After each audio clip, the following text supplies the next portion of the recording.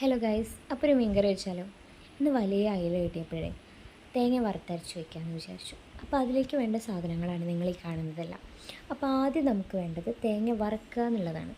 അപ്പോൾ അതിന് വേണ്ടിയിട്ട് ഞാനൊരു പാൻ അടുപ്പത്ത് വയ്ക്കുന്നുണ്ട്. ചൂടായപ്പം തേങ്ങ, അതുപോലെ തന്നെ വലിയ ജീരകം, ചെറിയ ഉള്ളി, കറിവേപ്പില ഇത്രയും ഇട്ടിട്ട് നന്നായിട്ടൊന്ന് വറുത്തെടുക്കുന്നുണ്ട് കേട്ടോ. അപ്പോൾ ഇത് തേങ്ങ നന്നായി വറുത്ത് വരുന്ന ആ സമയത്ത് നമുക്കിതിലേക്ക് ആവശ്യമായിട്ടുള്ള പൊടികൾ ഇതിൽ തന്നെ ഇട്ടിട്ട് ചൂടാക്കിയെടുക്കണം.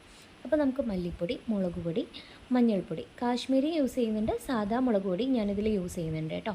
അപ്പോൾ ഈ ഒരു സമയത്ത് തീ ഓഫ് ചെയ്തിട്ട് ഒന്ന് നന്നായിട്ട് വറുത്തെടുത്താൽ മതി കേട്ടോ ഇത്. അപ്പോൾ തണുത്തതിന് ശേഷം ഞാൻ എന്ത് ചെയ്യുന്നുണ്ട്, മിക്സിയിലൊന്ന് അരച്ചെടുക്കുന്നുണ്ട്. ഒരു ചട്ടി വയ്ക്കുന്നുണ്ട്, ചൂടായപ്പം വെളിച്ചെണ്ണ ഒഴിക്കുന്നുണ്ട്, ഉലുവയൊന്ന് പൊട്ടിച്ചെടുക്കുന്നുണ്ട്, നീളത്തിൽ അരിഞ്ഞ ഇഞ്ചിയും അതേപോലെ തന്നെ ചെറിയ ഉള്ളിയും കൂടി ചേർത്ത് നന്നായി വഴന്നു വന്നതിന് ശേഷം അതിലേക്ക് തക്കാളിയും പച്ചമുളകും കൂടി ചേർത്ത് കൊടുക്കുന്നുണ്ട് കേട്ടോ. എന്നിട്ട് നമ്മൾ അരച്ചു വെച്ച അരപ്പില്ലേ, അതും കൂടി ഇതിലേക്ക് ഒഴിച്ചു കൊടുത്ത് ആവശ്യത്തിനുള്ള പുളിവെള്ളം കൂടി ഒഴിച്ചു കൊടുക്കണം. നമ്മളിവിടെ വാളംപുളിയാണ് കേട്ടോ യൂസ് ചെയ്യുന്നത്.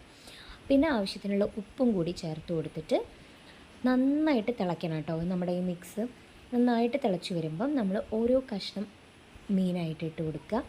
എന്നിട്ട് അടച്ചു വെച്ചിട്ട് നന്നായിട്ട് തിളച്ച് എണ്ണയൊക്കെ തെളിഞ്ഞ് വരുന്ന സമയത്ത് നമുക്ക് എന്ത് ചെയ്യാം, കറിവേപ്പിലയൊക്കെ ഇട്ട് കൊടുത്തിട്ട് അടച്ചു വയ്ക്കാം കേട്ടോ.